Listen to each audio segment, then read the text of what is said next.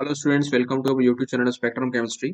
तो पिछले वीडियो तक हम लोगों ने न्यूक्लियोफाइल देखा था, न्यूक्लियोफिलिक एसिडिक ऑर्डर देखा था। हम लोग आगे स्टार्ट करते हैं, देखते हैं, स्टडी करेंगे आज इलेक्ट्रोफाइल। ठीक है, इलेक्ट्रोफाइल के बारे में पढ़ेंगे और बाकी कुछ इंडक्टिव इफेक्ट, मेसोमेरिक इफेक्ट, इन सभी को भी स्टडी करेंगे। सबसे पहले हेडिंग लिखते हैं इलेक्ट्रोफाइल। ठीक है, इलेक्ट्रोफाइल देखिए क्या होता है। जहाँ पर न्यूक्लियोफाइल का मतलब क्या होता है, ऐसी स्पीसीज जिसमें इलेक्ट्रॉन या फिर ऐसी स्पीसीज जो इलेक्ट्रॉन रिच हो, जबकि ये स्पीसीज आपकी होती है इलेक्ट्रॉन लविंग या फिर इलेक्ट्रॉन डेफिशिएंट बोल सकते हैं ना। ये स्पीसीज आपकी होती है इलेक्ट्रॉन डेफिशिएंट। अगर स्पीसीज इलेक्ट्रॉन डेफिशिएंट है तो उसको इलेक्ट्रॉन की रिक्वायरमेंट होगी। ठीक है, तो इलेक्ट्रोफाइल क्या शो करते हैं, एक्सेप्टर एबिलिटी शो करते हैं। इसको आप कैसे याद रख सकते हैं, कोरिलेशन में याद रख सकते हैं। जैसे न्यूक्लियोफिलिक का मतलब क्या था, ऐसी स्पीसीज जिसके पास इलेक्ट्रॉन की या इलेक्ट्रॉन ज्यादा होते हैं तो इलेक्ट्रॉन डोनेट कर सकता है, डोनर एबिलिटी शो करता है। ठीक उसी तरीके से जो इलेक्ट्रोफाइल होते हैं, क्योंकि इनके पास इलेक्ट्रॉन की कमी होती है तो इलेक्ट्रॉन को दूसरे स्पीसीज से लेते हैं, इसलिए एक्सेप्टर एबिलिटी को शो करते हैं। ठीक है, अब कहाँ कहाँ पर एक्सेप्ट कर सकते हैं, ये पाई स्टार में एक्सेप्ट कर सकते हैं, सिग्मा स्टार में एक्सेप्ट कर सकते हैं, या फिर एम्प्टी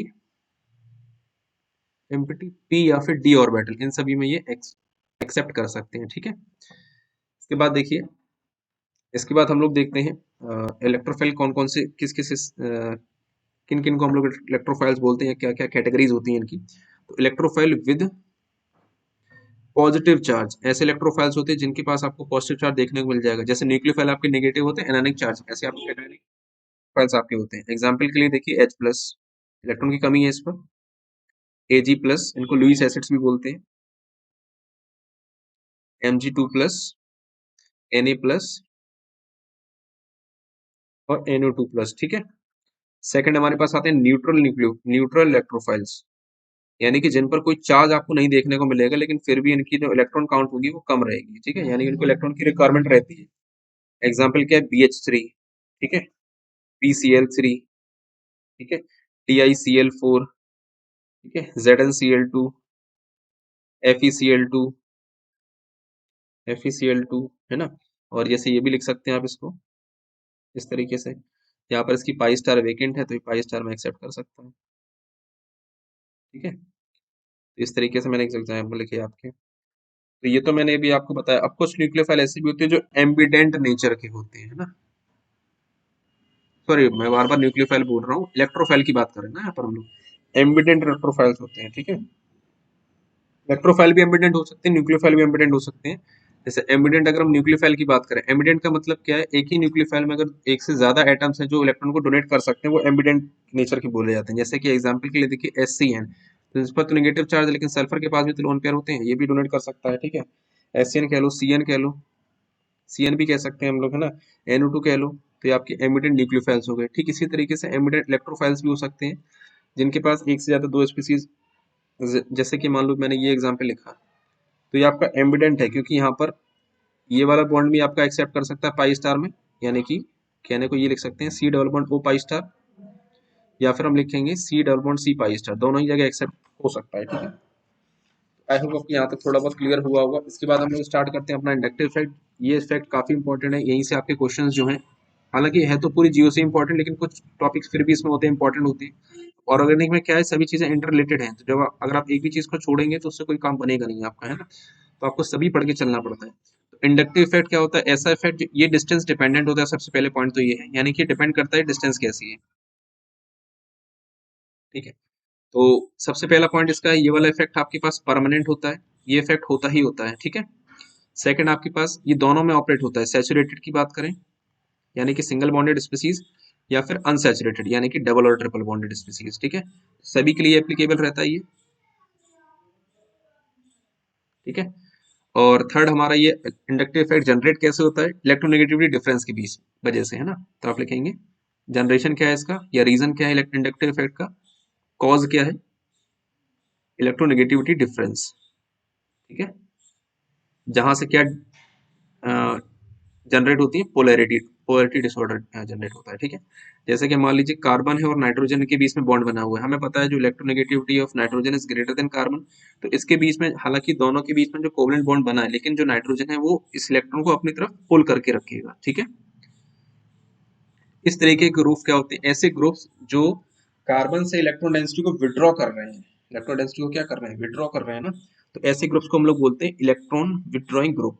और ये हमेशा शो करती है minus I effect. Minus I effect आप इसके हिसाब से समझ सकते हैं, क्योंकि कार्बन पर डेंसिटी है, कार्बन की डेंसिटी क्या हो रही है, कम हो रही है। क्यों कम हो रही है? क्योंकि नाइट्रोजन उसको विड्रॉ कर रहा है अपनी तरफ। माइनस का मतलब ये समझ सकते हैं less electron density on carbon, ठीक है। ठीक इसी तरीके से मान लीजिए एक ग्रुप आपके पास ये दे रखा है, कार्बन के साथ मान लीजिए सिलिकॉन अटैच है। अब हमें ये पता है कार्बन की जो इलेक्ट्रोनेगेटिविटी सिलिकॉन से ज्यादा होती है, तो इनके जो बॉन्ड पेयर इलेक्ट्रॉन्स है इसको कार्बन अपनी तरफ पुल करके रखेगा। फिर से स्पेसिस तो यहाँ पर क्या होगा, ये इलेक्ट्रॉन रिलीजिंग ग्रुप है, ठीक है, यानी कि सिलिकॉन के से कार्बन ने इलेक्ट्रॉन अपनी तरफ विड्रॉ कर लिए हैं। तो अगर इलेक्ट्रॉन रिलीजिंग ग्रुप है तो क्या आप देखेंगे यहाँ पर कार्बन के पास जो भी इलेक्ट्रॉन डेंसिटी पहले से थी, इस इलेक्ट्रॉन रिलीजिंग नेचर की वजह से कार्बन के पास इलेक्ट्रॉन डेंसिटी पहले से ज्यादा हो गई। ज्यादा होने का मतलब आप लिखेंगे प्लस आई इफेक्ट शो हो रहा है ना, तो more electron density than previous, ठीक है। तो आई होप आपको यहाँ तक भी समझ में आया होगा। अब कुछ एग्जांपल्स हम लोग देखते हैं कि कौन कौन से ग्रुप्स ऐसे होते हैं जो इलेक्ट्रॉन विड्रॉइंग ग्रुप्स की कैटेगरी में आएंगे, ठीक है। सबसे पहले आप ये लिख सकते हैं, इलेक्ट्रॉन विड्रॉइंग का मतलब क्या शो करेंगे, माइनस आई इफेक्ट, ठीक है। डबल बॉन्ड ओ आर, ठीक है, सी, ये इस तरीके से। फिर ये मान लीजिए सी, सी एच, ये कहीं अगर अटैच हो जाता है ये बेंजीन रिंग है ना, या फिर C double bond O R, ठीक है। इस तरीके से और भी एग्जांपल्स आप लिख सकते हैं। मान लीजिए ये लिख लिया आपने एन डबल बॉन्ड ओ, तो ऐसे नंबर ऑफ एग्जांपल्स आपको बुक्स में दिए जाते हैं, तो वो आपके हो जाते हैं। जैसे मान लीजिए ये हो गया, सल्फर पॉजिटिव लगा दीजिए। देखिए किसी भी इलेक्ट्रोनेगेटिव स्पीसीज पे अगर पॉजिटिव चार्ज आ जाएगा तो वो और ज्यादा इलेक्ट्रॉन विड्रॉइंग नेचर का हो जाएगा, ठीक है। अब कुछ एग्जांपल देख लेते हैं इलेक्ट्रॉन रिलीजिंग ग्रुप्स के, जैसे कि आर ओ माइनस, ठीक है, C double bond O O minus, C R three, P D, ठीक है। अब आते हैं अपने एग्जाम्पल पर। मान लीजिए क्वेश्चन आपको मैंने यहाँ पर दिया, एक क्वेश्चन हमारे पास है, ठीक है। क्या है वो क्वेश्चन, ये लगा है एन आर आर आर, ठीक है। एक हमारे पास एन, इस पर दो अल्काइल ग्रुप अटैच्ड है, एक हाइड्रोजन है, इस पर एक है, दो एच है, और एक हमारे पास एन है, इस पर तीनों एच है, और सभी पर पॉजिटिव चार्ज है, ठीक है। क्वेश्चन में आपसे ये पूछा जा रहा है कि सभी पर पॉजिटिव चार्ज है, इसका मतलब कि इनका नेचर क्या होगा, इलेक्ट्रॉन विड्रॉइंग ग्रुप होगा। तो आपको ये बताना है सबसे ज्यादा इलेक्ट्रॉन विड्रॉइंग ग्रुप का नेचर क्या होगा। अगर मैं इनको एबीसीडी मार्क कर दूं, ए बी सी और डी, आपको नेचर बताना है इलेक्ट्रॉन विड्रॉइंग ग्रुप कौन ज्यादा शो करेगा। देखिए अगर मैं इंडक्टिव बिहेवियर के हिसाब से शो करूं, तो आप यहाँ पर कहेंगे फर्स्ट एग्जाम्पल के लिए कि यहाँ पर देखिए तीन एल्काइल ग्रुप अटैच्ड है। अगर ये तीन एल्काइल ग्रुप अटैच्ड है तो ये क्या करेंगे, इलेक्ट्रॉन डेंसिटी को पुश करेंगे टुवर्ड्स नाइट्रोजन। ये कहीं ये कनेक्टेड है किसी ग्रुप के साथ, ठीक है। अगर ये तीन इलेक्ट्रॉन डेंसिटी को, तीनों अल्काइल ग्रुप अगर इलेक्ट्रॉन डेंसिटी को पुश कर रहे हैं नाइट्रोजन की तरफ, तो वो इस नाइट्रोजन पर लगे हुए इस पॉजिटिव चार्ज को क्या करेंगे, थोड़ा सा डाइल्यूट कर देंगे। अगर डाइल्यूट कर देंगे तो उसके अकॉर्डिंग ये नाइट्रोजन जो है वो कार्बन से इलेक्ट्रॉन डेंसिटी कम पुश कर पाएगा, यानी कि इसका इलेक्ट्रॉन विड्रॉइंग नेचर कम हो गया, क्योंकि यहाँ पर तीन अल्काइल ग्रुप थे।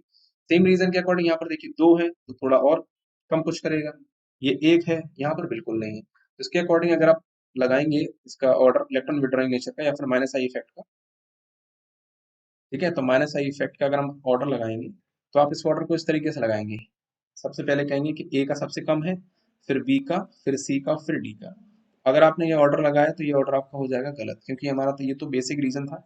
लेकिन इसका करेक्ट आंसर क्या रहेगा, इसको आप ऐसा समझ सकते हैं। देखिए ये आपके पास तीन एल का ग्रुप है, नो डाउट ये आपका प्लस आई इफेक्ट शो करेंगे, तो ये नाइट्रोजन की तरफ इलेक्ट्रॉन डेंसिटी को पुश करेंगे। अब क्योंकि नाइट्रोजन जो है हमारा 2p सेकंड पीरियड का है, तो इलेक्ट्रॉन डेंसिटी पुश होने की वजह से होगा क्या, नाइट्रोजन के पास इलेक्ट्रॉन डेंसिटी बहुत ज्यादा इकट्ठी हो जाएगी, जिसकी वजह से वहां पर रिपल्सन बढ़ जाएगा। रिपल्सन बढ़ने पर यहाँ पर एस करेक्टर डेवलप हो जाएगा, एस करेक्टर बढ़ जाएगा। और अगर हमें पता है कि अगर एस करेक्टर बढ़ जाएगा तो इसकी इलेक्ट्रॉन विड्रॉइंग नेचर उसी हिसाब से इंक्रीज कर जाएगी, ठीक है। तो इसका जो ऑर्डर है वो हमारे पास आएगा ए बी सी और डी, ये आपका करेक्ट आंसर आएगा। रीजन आपका क्या है, इलेक्ट्रॉन डेंसिटी एल्काइल ग्रुप के द्वारा इलेक्ट्रॉन डेंसिटी नाइट्रोजन पर पुश किए जाने पर एस करेक्टर बढ़ जाता है, जिसकी वजह से इलेक्ट्रॉन विड्रॉइंग नेचर जो है वो और ज्यादा इनहांस हो जाएगा। तो करेक्ट ऑर्डर आपका ये रहेगा, ठीक है। ये सिर्फ लगाना कहाँ पर है, ये वहीं लगाना है जो स्पीसीज आपकी स्मॉल साइज की हुई, यानी कि नाइट्रोजन आपका 2p था, तो इसलिए वहां पर रिपल्सन हो रहा था, जिसकी वजह से एस करेक्टर ज्यादा इंक्रीज हो गया। ठीक इसी कंसेप्ट की बेसिस पर मान लीजिए एक एग्जांपल और मैंने लिखा, कि मैंने लिखा पी फॉस्फोरस, इसके साथ तीन अल्काइल ग्रुप अटैच कर दिए, यहाँ पर लगा दिए पॉजिटिव चार्ज, ठीक है। ये पी, ये आर और ये एच, आ गया पॉजिटिव चार्ज। ठीक इसी तरीके से पी आर दो एच चार्ज और तीनों एच। ठीक है। अब यहाँ पर अगर हम सेम ऑर्डर को फॉलो करेंगे, ये आपका ए है, बी है, सी है और डी है, तो आप पिछले के अकॉर्डिंग बताएंगे कि यहाँ पर माइनस आई का जो ऑर्डर रहने वाला है माइनस आई का, वो क्या रहेगा। आप कहेंगे ए सबसे ज्यादा होगा, फिर बी होगा, फिर सी होगा, फिर डी होगा, जो कि गलत हो जाएगा यहाँ पर, क्योंकि मैंने पिछले स्लाइड में आपको बताया था कि जो ये ग्रुप है छोटा होना चाहिए, जबकि ये 3 पीरियड ग्रुप है। अगर ये 3 पीरियड का ग्रुप है तो इसमें ये वाला रूल फॉलो नहीं करेगा, इसमें बेसिक रूल ही फॉलो करेगा। यहाँ पर 3 एल्काइल ग्रुप अटैच्ड हैं, जो कि इस फॉस्फोरस के प्लस चार्ज को थोड़ा सा न्यूट्रलाइज करेंगे, डाइल्यूट करेंगे। तो अगर ये डाइल्यूट करेंगे तो जो फॉस्फोरस है इसका इलेक्ट्रॉन विड्रॉइंग नेचर थोड़ा सा कम हो जाएगा। तो सेम रीजन के अकॉर्डिंग ए का जो माइनस आई इफेक्ट है कम होगा, फिर बी का, फिर सी का और फिर डी का, तो ये आपका करेक्ट ऑर्डर रहेगा। नेक्स्ट एग्जाम्पल देखिए, इसी तरीके से एग्जाम्पल आपके पास है, मान लीजिए एन है, यहाँ पर लगा है 3 आर लगे हुए हैं। ठीक है। अच्छा, यहाँ से फ्री वैलेंसी कहीं ना कहीं अटैच है, ये आर है, ये आर है, ये आर है, ये एस है, यहाँ पर प्लस लगा हुआ है, ये आर है, ये आर है और ये आर है। ठीक है। तो मान लीजिए मैंने मार्क कर लिया ए बी और सी। तो माइनस आई इफेक्ट का ऑर्डर क्या लगेंगे, सबसे ज्यादा माइनस आई इफेक्ट यहाँ पर होगा, क्योंकि two P two P repulsion क्यू होने की वजह से यहाँ पर एस कैरेक्टर बढ़ जाएगा, जिसकी वजह से इलेक्ट्रॉन विड्रॉइंग नेचर एनहांस हो जाएगा। तो इसका ऑर्डर क्या रहेगा, A greater than B greater than C. ठीक है। सीधा सीधा आप इसको इस तरीके से समझ सकते हैं, या फिर इलेक्ट्रोनेगेटिविटी बेसिस पर ही दे सकते हैं। हमें पता है इलेक्ट्रोनेगेटिविटी नाइट्रोजन की जो सबसे ज्यादा होगी फास्फोरस से, फिर ज्यादा होगी आर्सेनिक से। अगर नाइट्रोजन की इलेक्ट्रॉन डेंसिटी ज्यादा है तो ज्यादा इलेक्ट्रॉन पुल कर पाएगा, तो उतने माइनस इफेक्ट शो करेंगे। अब आगे देखते हैं, दूसरा इफेक्ट हमारे पास आता है मीजोमेरिक इफेक्ट।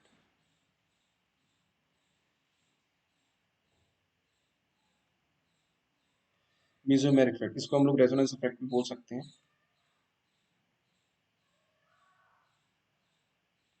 जैसे कि आपने देखा था इंडक्टिव इफेक्ट जो होता है वो डिस्टेंस डिपेंडेंट होता है, जो मीजोमेरिक इफेक्ट होता है डिस्टेंस इंडिपेंडेंट होता है, ये निर्भर नहीं करता डिस्टेंस पर। ठीक है। ये सिर्फ लगता है operates in unsaturated unsaturated compounds, ऐसे कंपाउंड जहाँ पर डबल बॉन्ड और ट्रिपल बॉन्ड है, उन कंपाउंड्स के बीच में ये फॉलो होता है। ठीक है। जैसे कि मान लीजिए एक एग्जांपल मैंने लिखा इस तरीके से, सी डबल बॉन्ड सी ओ सी एस थ्री। इस ऑक्सीजन के पास क्या है, देखिए लोन पेयर है, तो ये यहाँ पर इलेक्ट्रॉन डेंसिटी को पुश कर सकता है। तो यहाँ पर जो ओ सी एस थ्री, क्योंकि इलेक्ट्रॉन डेंसिटी कहीं किसी ग्रुप पर बढ़ा रहा है, तो ये प्लस एम शो कर रहा है। ठीक है। इसका रेजोनेटिंग स्ट्रक्चर अगर मैं ड्रॉ करूँगा तो लिख सकते हैं, यहाँ ब्रेक हो जाएगा, तो ये इस तरीके से आ जाएगा सी, ये हो गया minus, single bond C double bond O C H three, और आ गया पॉजिटिव चार्ज। ये आपका क्या शो कर रहा है, प्लस एम शो कर रहा है। ठीक इसी तरीके से एक एग्जांपल लेकर चलते हैं माइनस एम का। माइनस एम का मतलब क्या होगा, रीजन वही सेम रहेगा जो माइनस आई प्लस आई में था। माइनस का मतलब यहाँ पर इलेक्ट्रॉन विड्रॉइंग नेचर रहेगा, और सॉरी माइनस एम का मतलब इलेक्ट्रॉन विड्रॉइंग नेचर रहेगा, और ये प्लस इस तरीके से। तो यहाँ पर देखिए पॉजिटिव चार्ज इलेक्ट्रोनेगेटिविटी ज्यादा है, तो ये विड्रॉ करेगा। जब ये विड्रॉ करेगा तो ये यहाँ पर आएगा, ये यहाँ पर आएगा। तो इसका जो स्ट्रक्चर है कुछ इस तरीके से बनेगा, सी आ जाएगा सी, हो जाएगा एन, यहाँ पर आ गया ओ माइनस या ओ माइनस। तो ये आपका माइनस एम इफेक्ट यहाँ से शो करेगा। ठीक है।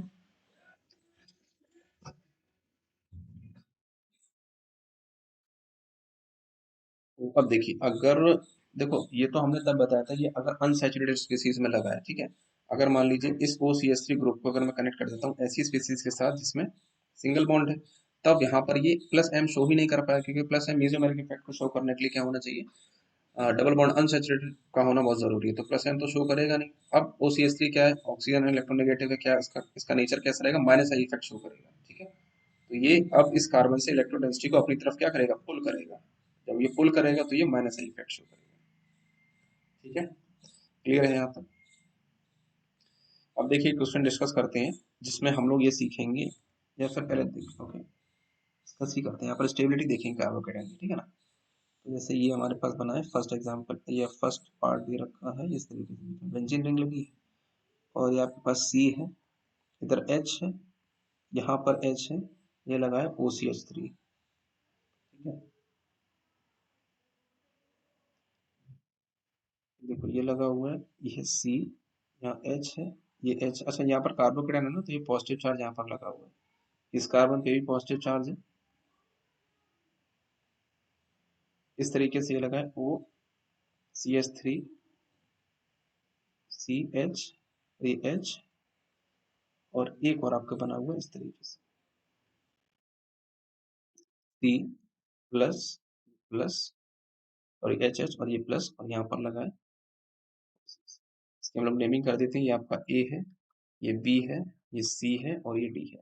अब देखिए कार्बोकेटन की स्टेबिलिटी का मतलब है, कार्बोकेटन स्टेबल तब रहेगा जब इसके पास कहीं ना कहीं से चार्ज पहुंचेगा, है ना, क्योंकि इसके पास क्या है, चार्ज पहुंचने का मतलब कि कार्बन पर पॉजिटिव चार्ज स्टेबल नहीं होता है, तो ऐसे ग्रुप्स जो इस पॉजिटिव चार्ज को स्टेबलाइज करेंगे या जितना ज्यादा स्टेबलाइज करेंगे वो उतनी ज्यादा कार्बोकेटन की स्टेबिलिटी को इम्प्रूव करेंगे। तो यहाँ पे लिख रहा हूँ ऑर्डर हम लोगों को लगाना है स्टेबिलिटी ऑफ कार्बोकेटाइन, ठीक है। तो अगर हम स्टेबिलिटी के बेसिस पर देखें, अब देखिए यहाँ पर OCH3 ग्रुप लगा है, मैंने आपको बताया था OCH3 क्या करेगा, ये प्लस एम इफेक्ट भी लगाएगा क्योंकि अनसैचुरेटेड रिंग के साथ कनेक्टेड है, और ये माइनस आई भी लगा सकता है, ठीक है। तो लेकिन एक चीज और देखिए, जब भी हम लोग स्टेबिलिटी देखते हैं तो हमारे पास जो ऑर्डर रहता है, सबसे पहले हम लोग मेसोमेरिक इफेक्ट को प्रेफरेंस देंगे। अब क्योंकि यहाँ पर हम लोग प्लस एम के हिसाब से देख रहे हैं, तो पहले हम लोग प्लस एच एम को देखेंगे, फिर प्लस एच को देखते हैं और फिर प्लस आई को देखते हैं। तो ऑर्डर ऑफ थिंकिंग ये रहता है कि सबसे पहले मेसोमेरिक इफेक्ट का ऑर्डर रहता है, फिर प्लस एच का रहता है हाइपर कंजुगेशन, और फिर हमारे पास इंडक्टिव इफेक्ट रहता है। तो अगर हम यहाँ देखें, फर्स्ट एग्जाम्पल की बात करें, तो यहाँ पर देखिए प्लस एम इफेक्ट शो हो रहा है यहाँ पर, ठीक है। यहाँ पर प्लस एम भी शो होगा, माइनस आई भी शो होगा, यानी कि प्लस एम से स्टेबलाइज कर रहा है, माइनस आई से डी स्टेबलाइज कर रहा है। बी पार्ट में देखेंगे तो ऐसा कोई भी ग्रुप इसके साथ अटैच नहीं है। सी पार्ट के हिसाब से देखेंगे तो सी पॉइंट पर आप देखेंगे, सी में देखिए, अब देखिए ये वाला जो पॉइंट है ना, ऑर्थो मेटा, ये मेटा पोजीशन है, मेटा पोजीशन पर प्लस एम इफेक्ट स्टेबलाइज नहीं होता है, ठीक है, या प्लस एम इफेक्ट शो ही नहीं कर पाएगा ये सिर्फ माइनस आई इफेक्ट शो करेगा। और डी पॉइंट की अगर हम बात करें तो यहाँ पर देखिए प्लस एम भी शो करेगा और माइनस आई भी शो करेगा। सबसे पहले अभी हम लोगों ने बताया था जो ऑर्डर हमारे पास रहेगा, प्लस एम को प्रेफरेंस देंगे, तो प्लस एम वाले आपके पास एक तो डी है और एक आपके पास ए है। अब इनमें देखिए प्लस एम को तो डिस्टिंग्विश नहीं कर पा रहे हैं, माइनस आई के ऊपर जाएंगे, तो माइनस आई अब यहाँ देखेंगे, क्योंकि डिस्टेंस डिपेंडेंट होता है तो यहाँ माइनस आई से डी स्टेबलाइज ज्यादा कर पाएगा क्योंकि डिस्टेंस क्लोज है, जबकि यहाँ पर डिस्टेंस दूर है। इसका मतलब जो स्टेबल है कौन सा रहेगा, टी सबसे ज्यादा स्टेबल रहेगा। फिर उसके बाद ए आएगा, ये on the basis of mesomeric effect के बेसिस पर हम लोगों ने जज किया है। फिर हमें पता है इसके बाद कौन सी स्पीसीज आएगी, ये स्पीसीज आएगी। हाँ, इसके बाद देखिए बी आएगा, क्योंकि बी के पास कोई भी ऐसी स्पीसीज नहीं है जो उसको स्टेबलाइज कर पाए, जबकि सी में हम देखेंगे ये प्लस एम तो नहीं लगा पा रहा है लेकिन ये डी स्टेबलाइज कर पा रहा है, तो इसका मतलब बी तो थोड़ा स्टेबल है ही, क्योंकि बी को भी डी स्टेबलाइज तो नहीं कर रहा है एटलीस्ट। तो बी और सी, तो ऑर्डर हमारे पास स्टेबिलिटी ऑफ कार्बोकेटाइन का ये ऑर्डर रहेगा, ठीक। ये तो मैंने एक क्वेश्चन किया था। अब इसके बाद देखते हैं हमारे पास नेक्स्ट इफेक्ट आता है इलेक्ट्रोमेरिक इफेक्ट। इलेक्ट्रोमेरिक इफेक्ट, अभी तक हम लोग ने जो भी इफेक्ट पढ़े वो परमानेंट थे, लेकिन ये वाला जो इफेक्ट होता है ये टेम्परेरी होता है। टेम्परेरी का मतलब है रिएक्शन में अगर इस तरीके के ग्रुप प्रेजेंट हैं जो कि मजबूर कर रहे हैं चार्जेस डेवलप करने के लिए, तो वहीं पर ये इफेक्ट आपको शो देखने को मिलेगा। जैसे मान लो इस तरीके से मैंने एक कंपाउंड बनाया इस तरीके से, ठीक है। अब हमें पता है कार्बन ज़्यादा इलेक्ट्रोनेगेटिव है, या सॉरी सल्फर ज़्यादा इलेक्ट्रोनेगेटिव है, तो इसकी इलेक्ट्रोनेगेटिविटी ऐसे ब्रेक होगी, पोलैरिटी ऑर्डर ये रहेगा। मान लीजिए इसके पास कोई भी न्यूक्लियोफाइल ने अटैक किया, अच्छा ये चार्जेस कब डेवलप हुए, तब डेवलप हुए जब आपने इसको लगाया, अगर मैं इसको हटा दूं यहाँ से तो उस पर कोई भी फर्क नहीं पड़ेगा, ठीक है। तो ये अटैक कहाँ करेगा, यहाँ पर अटैक करेगा, तो ये अटैक यहाँ पर ही क्यों किया, क्योंकि पोलैरिटी ऑर्डर चेंज या पोलैरिटी डेवलप हुई है जब हमने न्यूक्लियोफाइल को इंट्रोड्यूस किया है। तो आप चाहेंगे तो इस तरीके से अटैक कर सकते हैं, इस माइनस हो जाएगा, यहाँ पर आ जाएगा न्यूक्लियोफाइल और ये इस तरीके से, तो यहाँ कंप्लीट ट्रांसफर हो गया इलेक्ट्रॉन्स का, ठीक है। और जो डायरेक्शन की हम बात करें, डायरेक्शन ऑफ जो इलेक्ट्रोमैग्नेटिक इफेक्ट की डायरेक्शन होती है वो सेम होती है इंडक्टिव इफेक्ट के अकॉर्डिंग। तो यहाँ तक आई हो आपको थोड़ी बहुत चीजें समझ में आई होगी। उसके बाद हम लोग ये देखते हैं कि कॉन्जुगेशन कब होता है और उसकी कंडीशंस क्या क्या रहती हैं, ठीक है। हेडिंग लिखेंगे कॉन्जुगेशन, या कॉन्जुगेशन होता क्या है। कॉन्जुगेशन का मतलब ये आपका सिर्फ ये है कि इलेक्ट्रॉन जो है वो सिस्टम में डिलोकलाइज करते रहते हैं जिससे कि सिस्टम की स्टेबिलिटी रिटेन रहे। जैसे मान लीजिए ये हमारे पास एक कंपाउंड दे रखा है, यहाँ पर एच लिखा है और ये लगा है, ठीक है। अब ये अनसेचुरेटेड है पाई, अगर ये इस तरीके से यहाँ अगर ये बॉन्ड बनाएगा, ठीक है, ये बॉन्ड आपका ब्रेक कर जाएगा, ठीक है। यही हमारा वैलेंस होता है। इसी तरीके से और एग्जांपल सीखिए, जैसे मान लीजिए R C double bond O और ओ माइनस दे रखा है, अब हमें पता है कि ओ माइनस अगर यहाँ पर डोनेट कर देगा ये इधर आ जाएगा, ये यहाँ चला जाएगा, तो उसका रेजोनेटिंग स्ट्रक्चर क्या बन जाएगा, आर सी, ये आपका आ गया ओ माइनस और यहाँ हो जाएगा डबल बॉन्ड, इस तरीके से रेजोनेटिंग स्ट्रक्चर बना सकते हैं। अब हम लोग ये देखते हैं कि रेजोनेंस कराने के लिए कंडीशन क्या, सॉरी कंजुगेशन की कंडीशन क्या होती है, तो देखेंगे conditions of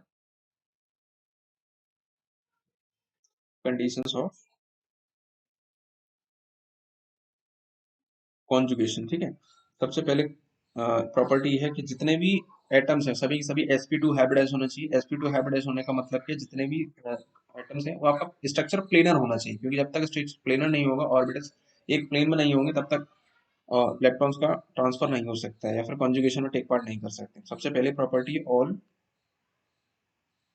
atoms are sp2 hybridised. ठीक है, sp2 हाइब्रिडाइज्ड। नेक्स्ट देखिए पॉइंट क्या रहता है, जितने भी रेजोनेटिंग स्ट्रक्चर बनते हैं तो उनकी जो ऑक्टेट होगी वो कंप्लीट होगी। ठीक है, रेजोनेटिंग स्ट्रक्चर क्या बनेगा, जो भी रेजोनेटिंग स्ट्रक्चर बनेगा, ऑक्टेट ऑफ ऑल एटम्स। जितने भी रेजोनेटिंग स्ट्रक्चर या जो भी रेजोनेटिंग स्ट्रक्चर आपका बन रहा है उसमें जो भी एटम्स इन्वॉल्व हैं रेजोनेंस के द्वारा, उसकी जो भी ऑक्टेट रहेगी वो कंप्लीट रहेगी, जिससे कि stability, octet of all the atoms is complete. मान लीजिए इस टाइप का अगर क्वेश्चन आता है कि आपको दे रखा है कि एक कंपाउंड दे दिया, उसका रेजोनेटिंग स्ट्रक्चर दे दिया, अब आपको बताना है ये कितना स्टेबल है या फिर नहीं है, या फिर ऑप्शंस दे दिए कि इसके कौन कौन से चार ऑप्शन दिए गए, कौन सा स्टेबल हो सकता है कौन सा नहीं हो सकता है, तो हम लोग ऑक्टेट रूट के अकॉर्डिंग देख सकते हैं। थर्ड हम लोग बताएंगे, जितने पी ऑर्बिटल होंगे प्लेन में होंगे, P orbitals are in plane. ये वैसे फर्स्ट पॉइंट ही आपका, चाहे तो उसको ही मान सकते हैं, P orbitals are in plane, plane में होना ही चाहिए। ठीक है, जितने भी ऑर्बिटल परपेंडिकुलर होंगे वो पार्टिसिपेट नहीं करेंगे, परपेंडिकुलर ऑर्बिटल्स नॉट पार्टिसिपेट। ठीक है, जितने भी ऑर्बिटल परपेंडिकुलर है वो पार्टिसिपेट नहीं करेंगे। और कॉन्जुगेशन से होता क्या है, जब भी कभी कॉन्जुगेशन होगा सिस्टम में तो उससे सिस्टम की एनर्जी को क्या एनर्जी कम होगी, जिसका मतलब स्टेबिलिटी आएगी। तो आप लिख सकते हैं conjugation leads to stability of the system. Conjugation से क्या होगा, सिस्टम की एनर्जी कम होगी जिससे कि उसमें स्टेबिलिटी आएगी। ठीक है,